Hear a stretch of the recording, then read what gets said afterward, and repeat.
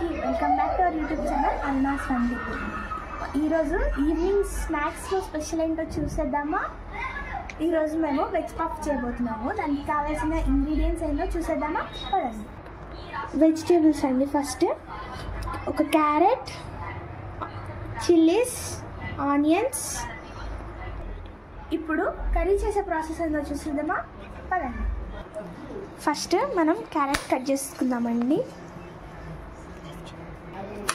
ఇలా ఇప్పుడు క్యారెట్ని చిన్న చిన్న పీసెస్గా కట్ చేసుకోవాలి. ఆగాలి. ముందుగా గ్యాస్ ఆన్ చేసుకొని ప్యాన్ పెట్టుకుందామండి. ఇలా వెలిగించుకుందామండి. ఒక సైడ్ ఏమో మా అన్న వెజిటేబుల్స్ కట్ చేస్తున్నాడు. నేను ఇక్కడ ప్యాన్ పెట్టుకొని ఇందులో ఇప్పుడు 3 టేబుల్ స్పూన్ ఆఫ్ ఆయిల్ వేద్దామండి. ఇప్పుడు 3 టేబుల్ స్పూన్ ఆయిల్ వేసుకుందాం.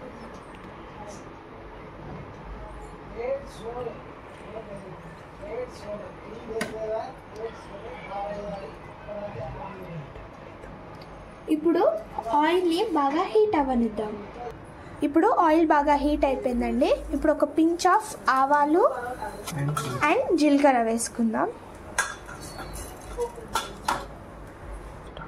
ఇప్పుడు మనం ముందుగా కట్ చేసుకున్న మిర్చిని అయితే వేసేద్దామండి. అండ్ క్యారెట్ని కూడా.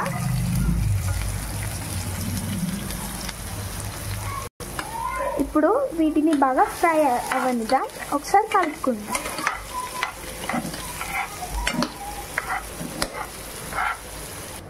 ఇప్పుడు 1 tablespoon ginger garlic paste వేసేసుకుందామండి. ఒకసారి బాగా మిక్స్ చేద్దాం. ఇప్పుడు క్యారెట్ ఇట్లా హాఫ్ ఫ్రై అవ్వగానే ఇప్పుడు ఆనియన్స్ వేసేసుకున్నామండి.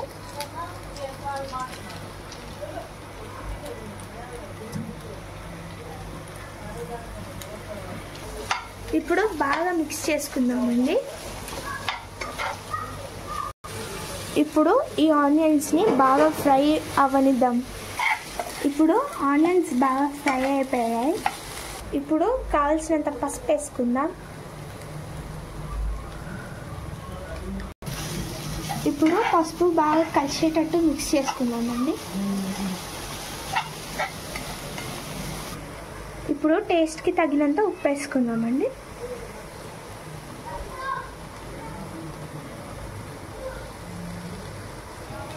ఇప్పుడు బాగా కలుపుకుందాం. ఆనియన్స్ లాగా బాగా మెత్తగా ఫ్రై అయిపోయినాక కారం వేసేసుకుందామండి.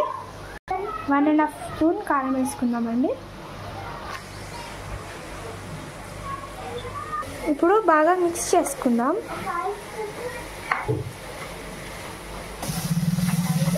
ఇది ఇలా బాగా డ్రైగా ఫ్రై అయిపోవాలండి.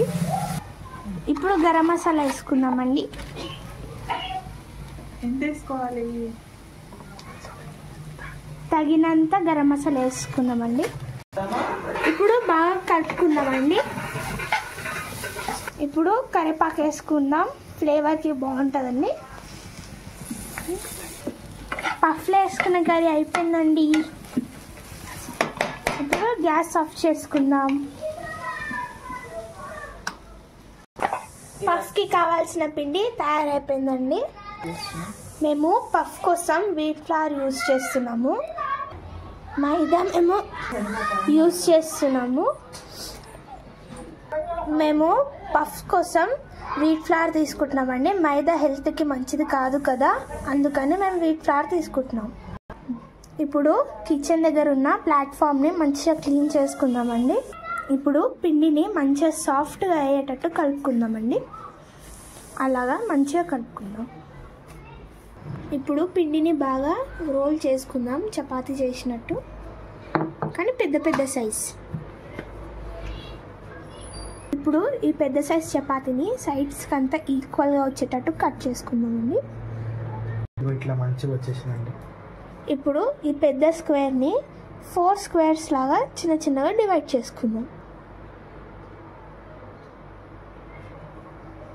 ఇప్పుడు దీనికి 2గా లేయర్స్ చేద్దామండి. ఇప్పుడు కావాల్సినంత కర్రీ వేసుకుందామండి. అదిగోండి అలాగే వేసుకుందాం. ఇట్లా అయిందండి. ఇంత బాగుంది కదా, చూడడానికి బాగుంది. అలానే మిగతా వాటిని కూడా రెడీ చేసుకుందాం అండి. టైం అయితే అయిపోయింది. ఎంత బాగా వచ్చాయి చూడండి పఫ్స్. ఇప్పుడు తీసి చూద్దామా.